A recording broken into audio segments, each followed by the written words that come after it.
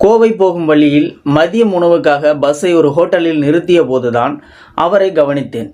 அந்த பெரியவருக்கு சுமார் 60 வயது இருக்கும். கையில் சிக்னல் ஸ்டிக்கர் லைட்டும் வாயில் விசிலுமாய் ஹைவேயில் போகின்ற வண்டிகளை எல்லாம் சாப்பிட அழைத்து கொண்டிருந்தார். வயோதிகம் காரணமாகவோ நின்று கொண்டே இருப்பதன் காரணமாகவோ தனது கால்களை வழி தாழாமல் கால் மாற்றி தவித்து கொண்டே இருந்தார். டீ சாப்பிட்டு வந்த பிறகு கவனித்தேன். அவர் இடம் மாறவே இல்லை. அந்த இடத்தில் என் மனைவியோடு சில செல்ஃபிகளை எடுத்துக்கொண்டு மீண்டும் அவரை கவனித்த போது அவர் அமரவே இல்லை. இது போன்ற எளிய மனிதர்களை கண்டால் இயன்றதை தருவது என் வழக்கம். அருகே சென்று தோளை தொட்டு திருப்பி 100 ரூபாய் பணம் நோட்டை நீட்டினேன். பணத்தை கவனித்தவர் மெல்ல புன்னகைத்து வேணாம் சார் என மறுத்தார். அவர் மறுத்தது எனக்கு ஆச்சரியமாக இருந்தது. ஏனெனில் எப்படியும் அது அவரது ஒரு நாள் சம்பளமாகத்தான் நிச்சயம் இருக்கும். ஏன் என கேட்டேன். அவங்க கொடுத்துட்டாங்க என்றார். யாரு என்றேன். திரும்பி பஸ் அருகே நின்று கொண்டிருந்த என் மனைவியை காண்பித்தார். நிச்சயமாய் நான் கொடுத்ததைப் போல அவள் கொடுத்திருக்க வாய்ப்பே இல்லை. பணம் கண்டு பேராசைப்படாத அவரின் உண்மையை சொல்லி வேண்டாம் என மறுத்த அவரின் நேர்மையும் எனக்கு மிகவும் பிடித்திருந்தது. மெல்ல மெல்ல பேச்சு கொடுத்தேன். பேர் என்னங்க ஐயா? முருகேசனுங்க. ஊரில் என்ன வேலை? விவசாயமுங்க.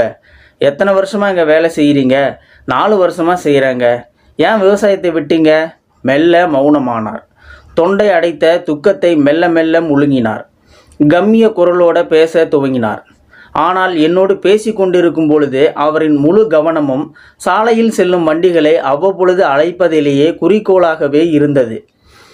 எனக்கு திருநெல்வேலி பக்கம் கிராமங்க. ஒரு பொண்ணு ஒரு பையன். விவசாயம்தான் முழு நேரம் பொழப்பே நமக்கு. ஆனால் மழை இல்லாமல் விவசாயமெல்லாம் பாழாக போச்சு. நானும் முடிஞ்ச வரைக்கும் கடனை உடனே வாங்கி என்னென்னமோ பண்ணி பார்த்தேன். ஒன்றுமே விளங்கலை.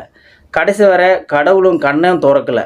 இதுக்கு மேலே தாளாதுன்னு இருக்கிற நிலத்தை விற்று கடனை எல்லாம் அடைச்சிட்டு மிச்ச மீதியை வச்சு ஒரு வழியாக பொண்ணை கல்யாணம் பண்ணி வச்சிட்டேன். பையன் இருக்கானே, அவனை படிக்க வைக்கணுமே.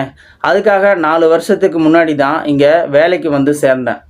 3 வேளை சாப்பாடு, தங்க இடம், மாதம் 7500 ரூபாய் சம்பளம். இந்த வேலையை பார்த்துக்கிட்டே பையனை இன்ஜினியரிங்க்கு படிக்க வச்சேன். படித்து முடிச்சுட்டு போன மாதம்தான் பையன் கோயம்புத்தூரில் வேலைக்கு சேர்ந்தான். அப்படியா? உங்கள் பையன் இன்ஜினியரா? சூப்பர் பெரியவரே. சரி, அதான் பையன் வேலைக்கு போகிறான்ல, நீங்கள் ஊரோட போக வேண்டியது தானே பெரியவரே? நிச்சயமாக போவேன் சார். பையனே நீ கஷ்டப்பட்டது போதும்பா, வந்துடு, நான் எல்லாத்தையும் பார்த்துக்கிறேன்னு தான் சொல்கிறான். ஆனால் இன்னும் கொஞ்சம் கடன் இருக்குது. அதையும் அடைச்சிட்டா ஊருக்கு போயிடுவேன் சார். எப்போ எல்லாம் அடையும்? இன்னும் ஒரு 5-6 மாதம் ஆகிடும் சார். சரி, கடவுள் இருக்கார் பெரியவரே, இனி எல்லாமே நல்லதாகவே நடக்கும். பெரியவர் சிரித்தார். நாங்கள் பேசி கொண்டிருக்கும் பொழுது ஹோட்டலில் இருந்து ஒரு பையன் வந்து அவரிடம் காதில் ஏதோ சொன்னான். பெரியவர் முகம் மலர்ந்தார். கொஞ்ச நேரம் உட்கார சொல்லியிருக்காங்க. என்ன சொன்னீங்க சார்? கடவுளா? கடவுள் என்ன சார் கடவுள்? அவன் ரொம்ப ரொம்ப கொடுமைக்காரன் சார். இல்லைனா ஊருக்கே சோறு போட்ட எண்ணெயை கடனாளியாக்கி இப்படி நடு ரோட்டில் நின்று சாப்பிட வாங்கன்னு கூப்பிட வைப்பானா? மனுஷங்க தான் சார் கடவுள். முகம் தெரியாத என்னை நம்பி இந்த வேலையை தந்து நான் வேலைக்காரன்னு தானு கூட பார்க்காம இதோ இந்த வயசானவனுக்கு கால் வலிக்குமேனு உட்கார சொல்கிற என் முதலாளி ஒரு கடவுள். உங்கள் அப்பா ஏன் இப்படி கஷ்டப்படணும்? பேசாமல் நம்ம கூட வந்துருக சொல்லு. கூழோ கஞ்சோ இருக்கிறத பகிர்ந்து சாப்பிட்லாமோன்னு சொன்னேன். என் பொண்ணை சந்தோஷமாக வச்சுக்கிறேன் என் மாப்பிள்ளை ஒரு கடவுள். கஷ்டப்பட்டு அப்பா படிக்க வச்சதை கொஞ்சம் கூட மறக்காமல் நீ வேலைக்கு போவதப்பா, எல்லாம் நான் பார்த்துக்கிறேன்னு சொன்ன என் புள்ள ஒரு கடவுள். நான் கடனை அடைச்சிடுவேன்னு என்னை நம்பி தொந்தரவு பண்ணாத எனக்கு கடன் கொடுத்தவங்க எல்லாருமே ஒரு கடவுள். இங்கே வந்து என்னைய சக மனுஷனாக மதித்து அப்பப்போ ஆதரவாக பேசுகிற உங்களை மாதிரியே இங்கே வர்ற ஆளுங்க எல்லாருமே கடவுள் சார். மனுஷங்க தான் சார் கடவுள். எனக்கு அந்த பெரியவரை அப்படியே கட்டி அணைக்கவே தோன்றியது. இறுக பற்றி அணைத்து கொண்டேன். வேண்டாம் என மறுத்த போதும் பாக்கெட்டில் பலவந்தமாக பணம் திணித்தேன்.